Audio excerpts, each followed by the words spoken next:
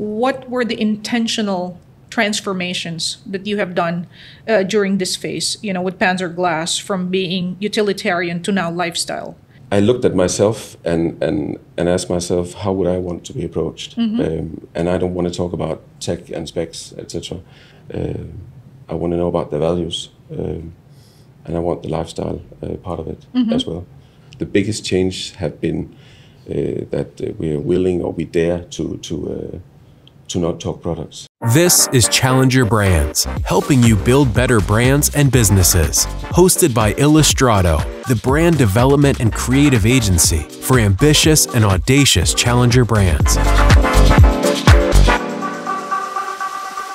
Hi there, everybody. Welcome to Challenger Brands, where we talk about brand development, marketing, sales, entrepreneurship, and everything else to help you grow better brands and businesses. I'm Lalaine Benitez, Managing Director of Illustrado Brand Consultancy. And in each episode, we will talk with industry professionals as well as entrepreneurs so we can get actionable insights on how to improve your business. Thank you for tuning in with us. In this episode, we will talk about building a global brand. The world has become smaller and smaller with technology, and with fewer barriers to entry, locally grown brands are eyeing geographical expansion and becoming a global brand in the future. So today, we will be talking to Michael Broend, who is the Vice President for Global Marketing at Panzer Glass, and see how they built Panzer Glass as a global brand that it is today. Panzer Glass is a global leader for smartphone screen protectors as well as for other mobile devices. And Panzer Glass's products are sold in over 70 countries around the world. They also have 14 offices around the world. Michael, thank you so much, VP of Global Marketing for Panzer Glass. Thank you for gracing us with your presence today, Michael. You're welcome. Super. I'm very excited about what you've been doing in Panzer Glass, making such a big difference in the sector of smartphone accessories. But I think before we go to that, Michael, maybe you can give us a little bit of a background and how you got into Panzer Glass and, how Panzer Glass became a global brand to really reckon with. Yeah, so I have a background in advertising. I worked at an agency for 13 years, joined Panzer Glass 6 years ago. It was a warm-up. That summer, my grandmother died, and I decided that I needed change in my life, and I really wanted to move away from the agency setup where you work with different brands all the time. You get a brief, then you hand over, then it's up to someone else to execute. I wanted to sit on the other side of the table, driving the process all the way to the execution. That was my motivation behind that move. So now you hold the entire process, right? Being in the driver's seat, which gives you, I guess, more fulfillment as a marketing and a creative person, right? It does, and it also enables me to navigate better when you talk different stakeholders, sales, product development, everyone that actually needs to approve a concept. So I feel more in control. Basically. I see, yeah. Panzer Glass is now being marketed in, did you say 73 countries worldwide? 72 countries. 72 countries around the world. Yeah. And in how many continents? 5. In 5 continents across the world. Yeah. So paint us the picture. From the time that you joined Panzer Glass, how did you get, I know that this is a big question, right? But what were the steps in you getting to that level of having a European-centric brand when you started with them and then branching out into the world? Yeah, so first of all, it's key for me to stress that it's, of course, a team effort, but we were very Eurocentric at the time. When I joined, we were talking products only. That maybe that's the biggest change. That is actually that if I look at the global marketing, we're not talking product benefits. We talk diversity, we talk empowerment of women, being open-minded. We encourage people to adopt certain values, a certain lifestyle, and then pitch our products as the best solution for that.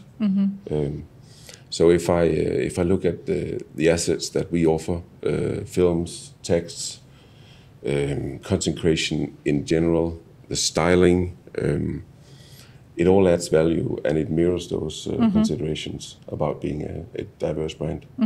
So you're saying that you shift, I mean, with your team, of course, being able to shift from a more utilitarian brand, because it is a utilitarian sector, right? It's a massive step from product to lifestyle. It is, it is. Hold that thought. I want to dig into becoming a global brand. How do you manage the complexities? We'll get into the lifestyle bit in a little while, but how do you manage the complexities? Because 72 countries... It is complex. There's a lot of do's and don'ts when you operate globally. We're not afraid to take a chance and learn from it. Key for me has also to have a creative infrastructure in place. We're a Danish brand, Danish origin, and we're proud of that. But if the setup was with a Danish agency, we would be Danish in everything we do, and nothing wrong with that. But we would miss out. If I know, and I know that right now one of the most influential markets, that's South Korea. They really drive trends. That's why we have a setup right here, agency setup right here in Dubai with Illustrado. Yeah. So it's being able to translate, like you said, it would have been easier to have like a Danish agency, right? But you might be missing out on the rest of the world. So I think it would be a bigger challenge to create a global brand, to create a global voice that would resonate with different cultures, but also cross-cultural marketing, building a global brand. That's some of the things I love. So. How do you make sure, for example, that the campaign that you produce on a regular basis is understood by the people in Denmark and in the European markets, and then in the US, and then we go to Southeast Asia, we go to Japan, and then you've got Australia there on the side? How do we, how do we make sure that you bridge all these, audience profiles? How do you translate all of that? We invest a lot in insights. We invest resources in understanding the dynamics of consumer behavior, changes in consumer behavior, and we use these learnings not only in product development but in our marketing as well. That's one thing, and then you also need to be bold, to dare to put it out there, get the feedback. So I feel like one of the strongest aspects that PanzerGlass has, especially from being very closely related to this brand in the last couple of years, is that the image is so solid everywhere you go in the world. So there's one singular global image. And that really makes sure that whatever communication you've got is very consistent across the board. So is this something that you would advise to other marketing people, that a solid, singular brand image and communication is necessary? Because I think other brands don't do that. Like for them, you will see one specific campaign that only talks to the Japanese and another one that talks only to Europe. What do you think? Should it be global and centralized? How would you manage? I think you need confidence in your global voice, your global tone of voice. That's key for me. You need to have an extremely good sense of when you're on brand, when the aesthetics are spot on. But would you run local campaigns in tandem with that? So you've got, in essence, your global on top, and then you would be running tactical campaigns on the ground as well? That's the approach. We have a global setup, global campaigns, top down, and then it's executed, twisted locally or regionally. What about platforms? We are in the age of social media platforms, and this is a necessary component of the business. So how would you manage that? Would you have separate platforms for different geographies, or is it better to have one? What's your thought on that? So we have separate platforms for, we're running a dual brand strategy, PanzerGlass, the mother brand, and the equally important sister brand, Safe by PanzerGlass. Two different brands, two tone of voices, distinct and differentiated assets, targeting different audience. PanzerGlass is to a wider audience. It's also where we put in all the feature classes.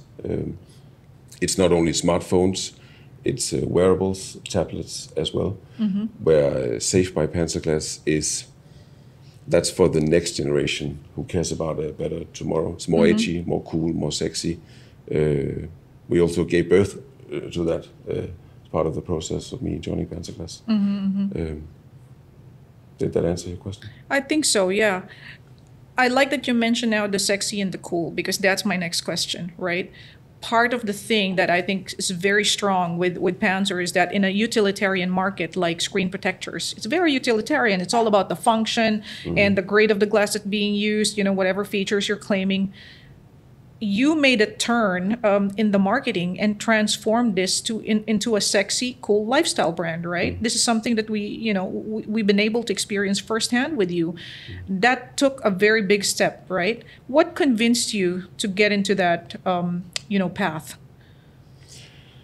I looked at myself and asked myself, how would I want to be approached? And I don't want to talk about tech and specs, etc. I want to know about the values, and I want the lifestyle part of it as well. So I think that's, as I said before, the biggest change have been that we're willing or we dare to not talk products. That's quite a big gamble though, right? Because you're doing something. This is the mentality of challenger brands, right? Yeah. You have a Goliath that's doing everything that's been done in the market and, staying tech. And then you've got here PanzerGlass being the powerful David, challenging the status quo and showing the market something totally different. That was a bold move. Was it difficult to pitch that to the leadership of the company, and how was that for you as a marketing person? I think, which I appreciate a lot, I was given the mandate to execute and to position the brand. You need to earn it. It's been helpful that the numbers are pointing in the right direction, of course. Otherwise, I would have a problem. But it's been a journey, and it is step by step. So I see a sales department which are normally very product oriented. They actually see that it works. The response from end users, the response from their partners makes it easier. And how are you able to? Okay, maybe I'm backtracking on some of the things that you've said earlier. What were the intentional transformations that you have done during this phase, with PanzerGlass, from being utilitarian to now lifestyle? What were those things that you've ticked off, that it has to be in a certain way? An ambition to build the most admired brand out there. I like that. Yeah. I like that.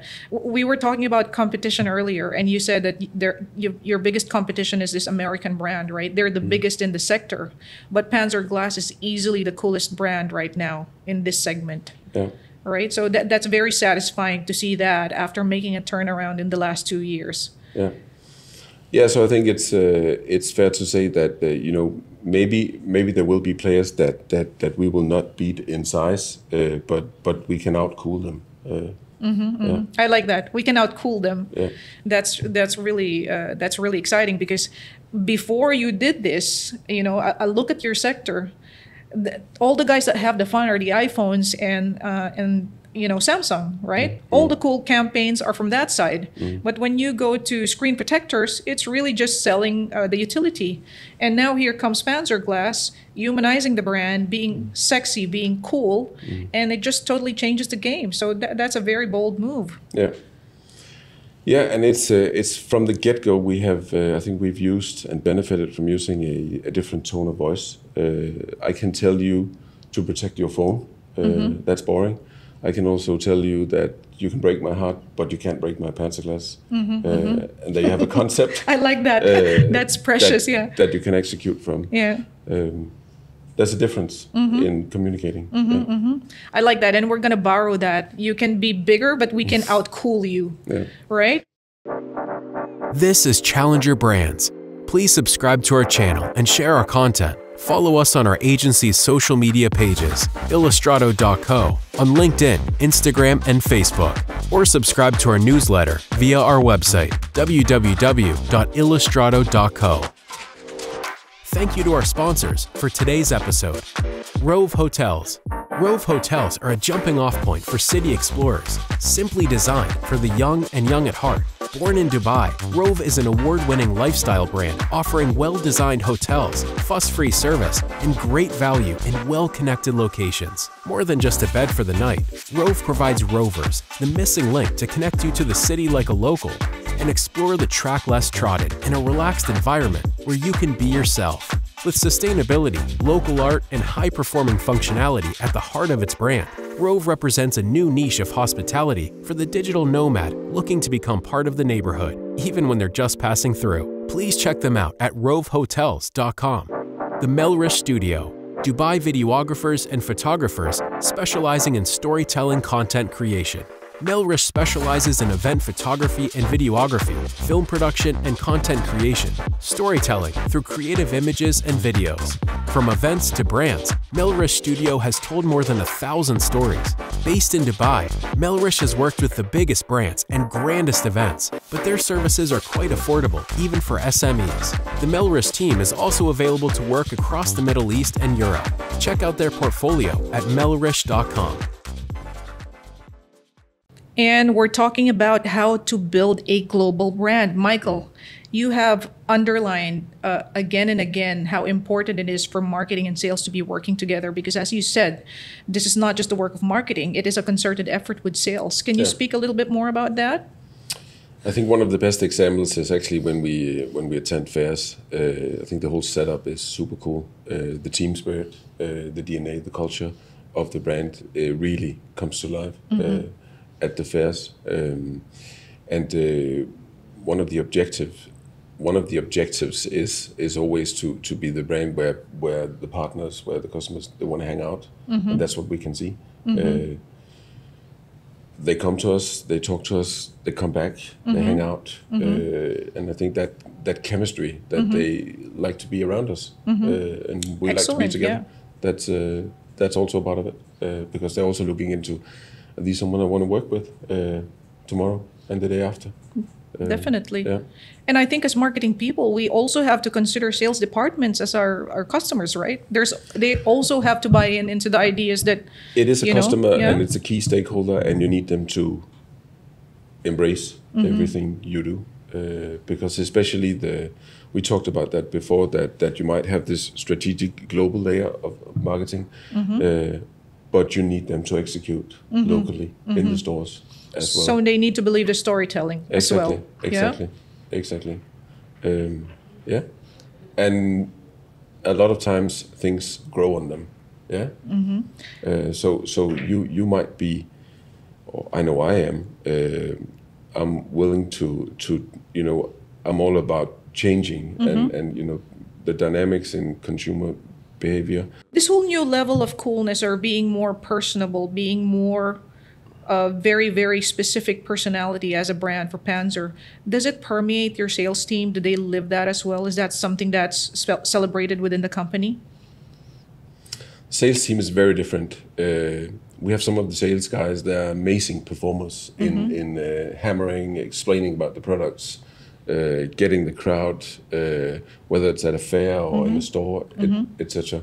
But it is a teamwork always. Yeah. So I guess it's really complementary skills, right? And complementary talents. They're working together. Yeah, exactly. Yeah, and you now. Again, I'll say we'll borrow that. We'll uncool everybody else, right? Yeah. You being the arbiter of the cool and sexy, how do you do that? What makes a brand sexy or cool? For sure, there are so many different angles of looking at these two words, right? But for you in Panzer Glass, how do you decide if something is cool enough or sexy enough for the campaign to make sure that you keep that kind of a brand image?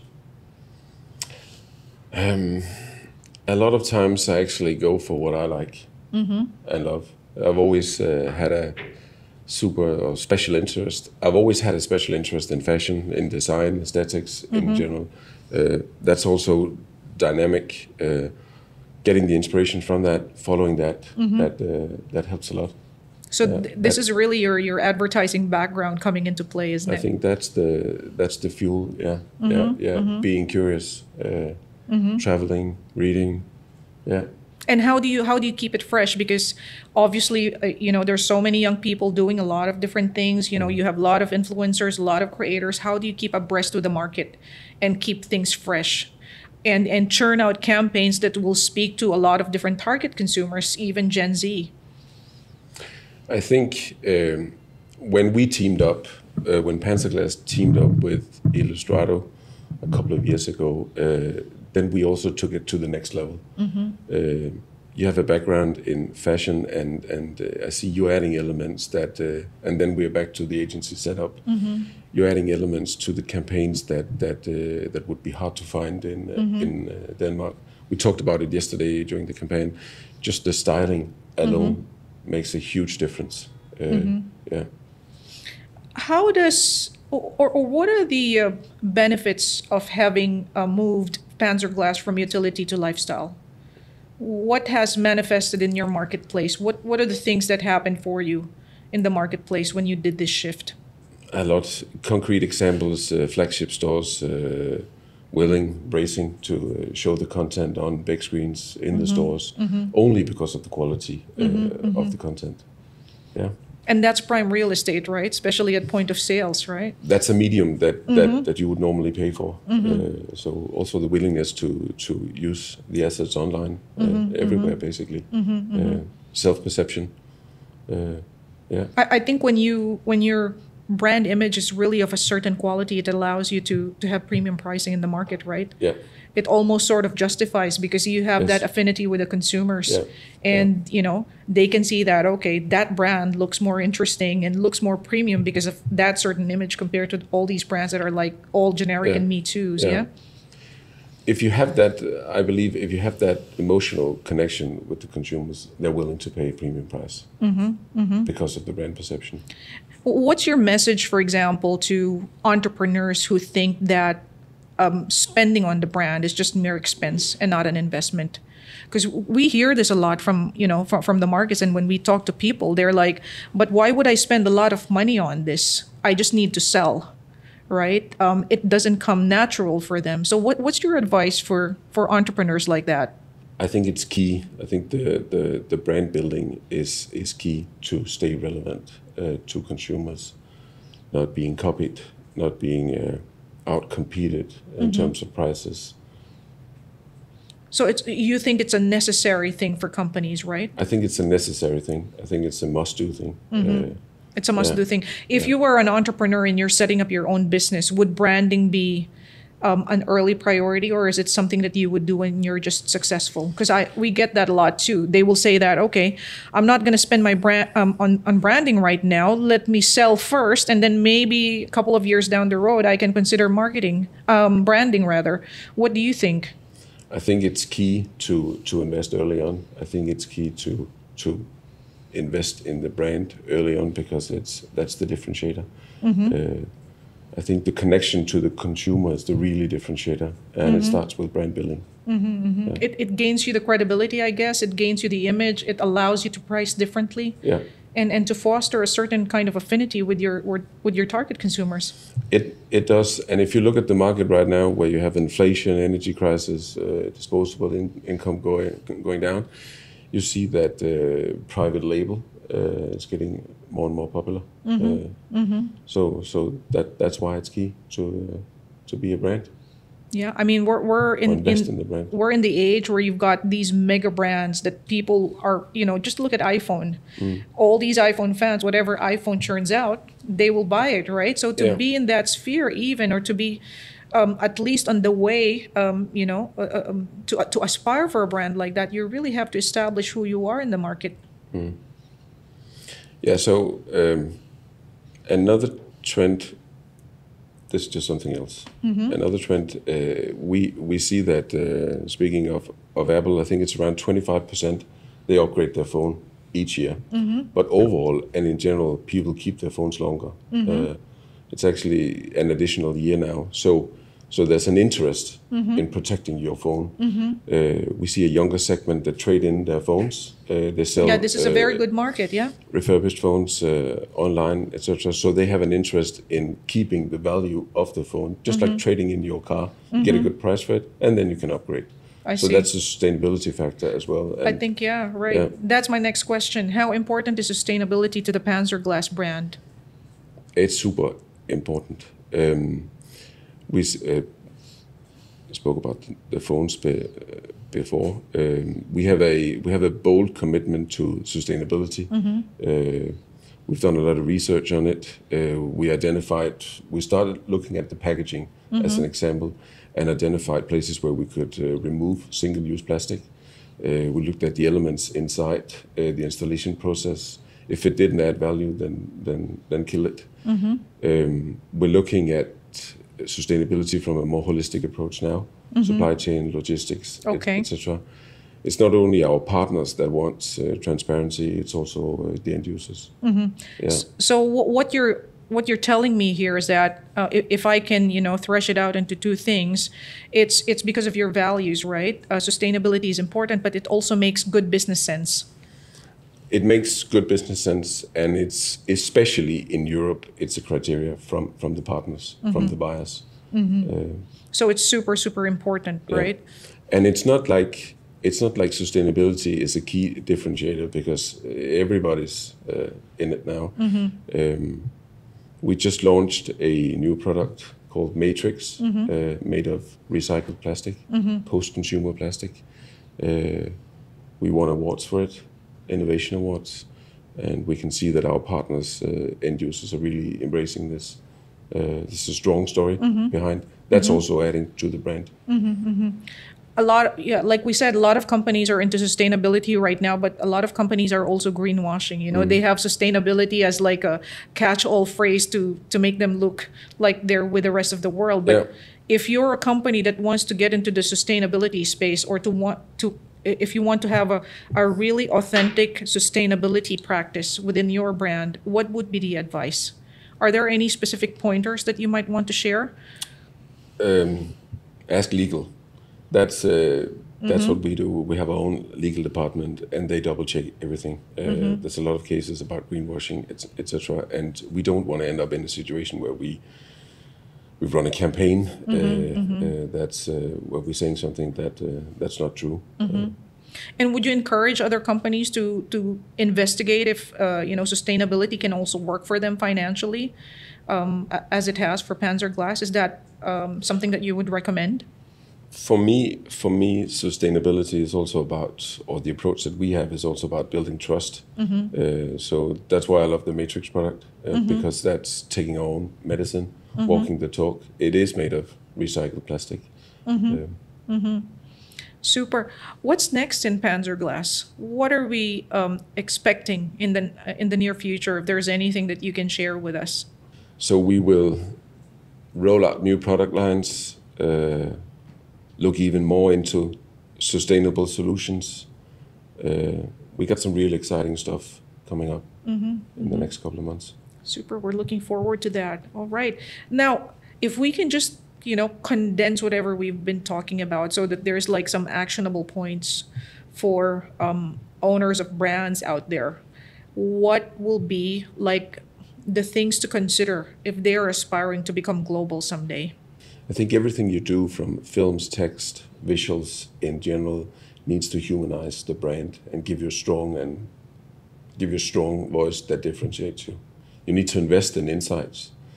You need to invest resources in understanding the dynamics of consumer behavior. You need to invest in content. You need to have a strong storyline that differentiates you. And you need to be bold. Super. So really, it's all about taking risks, right? And understanding what's out there so that you can come up with that brand that will appeal to everybody. It's all about taking risks and learning from it. So, Michael, for all the people who are watching and listening to this right now, especially the entrepreneurs and the brand custodians, what's your final advice? To be the most admired brand out there, you need to outcool everyone. Okay, so that's our word for today, outcool everyone. So thank you very much, Michael. Love that advice. So for all of you out there, the word is to outcool everybody. And I hope today's session was really helpful for you. I hope that you can apply all these points in your business. And thank you so much for being with us today. Thank you. Thank you. Please subscribe to our channel and share our content. For more actionable insights on brand and business building, follow us on our agency's social media pages or subscribe to our newsletter via our website, www.illustrado.co.